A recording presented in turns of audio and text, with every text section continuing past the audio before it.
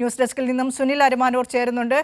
സുനിൽ, കോടതി ചോദിച്ചു വെച്ച കാര്യങ്ങൾ കൃത്യമായ കാര്യമാണ്. പാർശ്വവൽക്കരിക്കപ്പെട്ടവരാണ് ഇരകൾ, അതിനാൽ തന്നെ അവർക്കൊരു നീതി. ഇക്കാര്യത്തിൽ പുതിയ നിയമ നടപടികളിലേക്ക്, തുടർ നിയമ നടപടികളിലേക്ക് പോകേണ്ടതില്ലേ എന്ന് ഹൈക്കോടതി കൃത്യമായി ചോദിച്ചു വെക്കുന്നു. സർക്കാർ കൃത്യമായി തന്നെ പറയുന്നുണ്ട്, സർക്കാരിൻ്റെ ഭാഗത്തുനിന്ന് ഈ കുറ്റാരോപിതരുടെ മൊഴികളില്ല. ഈ ഹേമ കമ്മിറ്റിക്ക് മുൻപിൽ മൊഴി കൊടുത്ത ഒരു മൊഴികളും സർക്കാരിൻ്റെ പക്കലില്ല.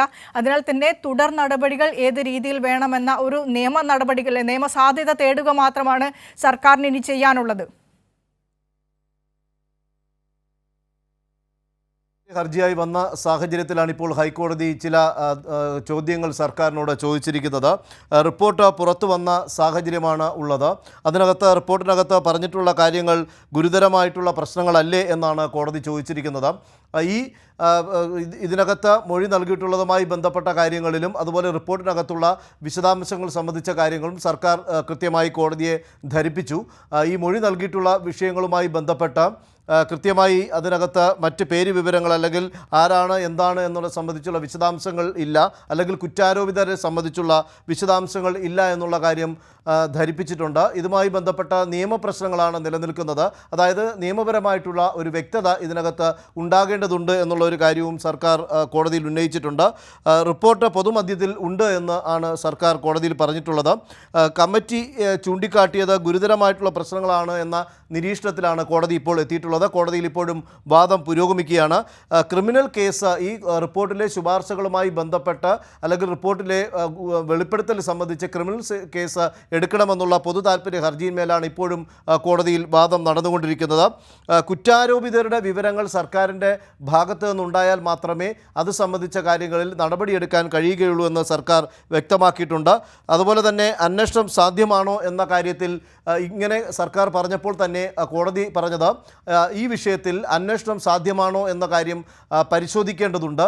കാരണം ഇത് വളരെ ഗൗരവമായിട്ടുള്ള വിഷയമാണ്. കാരണം ഇതിനകത്ത് ഓരോ കാര്യങ്ങളും റിപ്പോർട്ടിനകത്ത് പരാമർശിക്കുന്ന കാര്യങ്ങൾ കേസെടുക്കാൻ സാധിക്കുമോ എന്നുള്ള കാര്യം ഗൗരവമായി തന്നെ പരിഗണിക്കണം, അല്ലെങ്കിൽ അത് പരിശോധിക്കണം എന്നുള്ള ഒരു കാര്യമാണ് കോടതി ഇപ്പോൾ പരാമർശിച്ചിരിക്കുന്നത്. പാർശ്വവൽക്കരിക്കപ്പെട്ടിട്ടുള്ളവരാണ് ഇരകൾ എന്ന ഒരു വിലയിരുത്തലാണ് കോടതി നടത്തിയിട്ടുള്ളത്. അതുപോലെ തന്നെ ഇത് ക്രിമിനൽ കുറ്റം, ഇതിനകത്ത് ഏതൊക്കെ കാര്യങ്ങളിൽ ക്രിമിനൽ കുറ്റം നിലനിൽക്കുമെന്നുള്ള കാര്യം സർക്കാർ പരിശോധിച്ചോ എന്നുള്ള കാര്യവും ചോദിച്ചിട്ടുണ്ട്. അതിനാണ് സർക്കാർ മറുപടിയായി പറഞ്ഞത്, റിപ്പോർട്ടിനകത്ത് ചില ഭാഗങ്ങൾ, അതായത് വ്യക്തമായി പറഞ്ഞാൽ 63 പേജുകൾ ഒഴിവാക്കിക്കൊണ്ടുള്ള റിപ്പോർട്ടാണ് സമർപ്പിച്ചിട്ടുള്ളത്. 233 പേജുകൾ ഉള്ള റിപ്പോർട്ടാണ് സമർപ്പിച്ചിട്ടുള്ളത്. അതിനകത്ത് കുറ്റാരോപിതരുടെ കാര്യങ്ങളൊന്നും തന്നെ വ്യക്തമായി പറയാത്തൊരു സാഹചര്യമുള്ളതുകൊണ്ട് അതിനകത്ത് ഒരു തടസ്സമായി, അതായത് ആരുടെ പേരിൽ കേസെടുക്കണം എന്നുള്ള തരത്തിലേക്ക് കാര്യങ്ങൾ പോകുന്നു എന്നുള്ള ഒരു കാര്യമാണ് സർക്കാർ അഭിഭാഷകൻ കോടതിയിൽ വ്യക്തമാക്കിയിട്ടുള്ളത്. മറ്റൊരു കാര്യം ഇതിനകത്ത് കോടതി ചോദിച്ചത്, വളരെ ഗൗരവമായിട്ടുള്ള കാര്യങ്ങൾ ഇരകൾ വളരെ വ്യക്തമായി തന്നെ മൊഴിയായി നൽകിയിട്ടുണ്ട്. ഇത്തരം കാര്യങ്ങളാണ് ഹൈക്കോടതിയുടെ മുന്നിൽ ഇപ്പോൾ വന്നിരിക്കുന്നത്. ഈ കാര്യങ്ങൾ സർക്കാർ വിശദമായി തന്നെ പരിശോധിക്കേണ്ടതുണ്ട് എന്നുള്ള ഒരു കാര്യവും കോടതി ജഡ്ജി സൂചിപ്പിച്ചിട്ടുണ്ട്.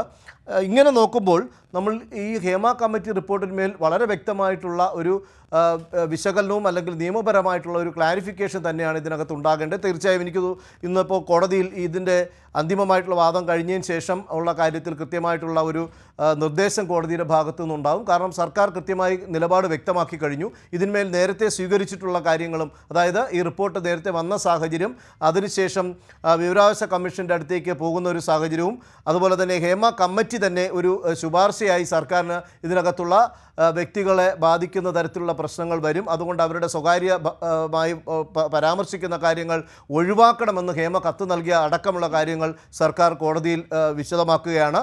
അതുപോലെ ഇതിനകത്ത് വിവരാവകാശ കമ്മീഷൻ നിയമപ്രകാരം ഈ കാര്യങ്ങൾ, അതായത്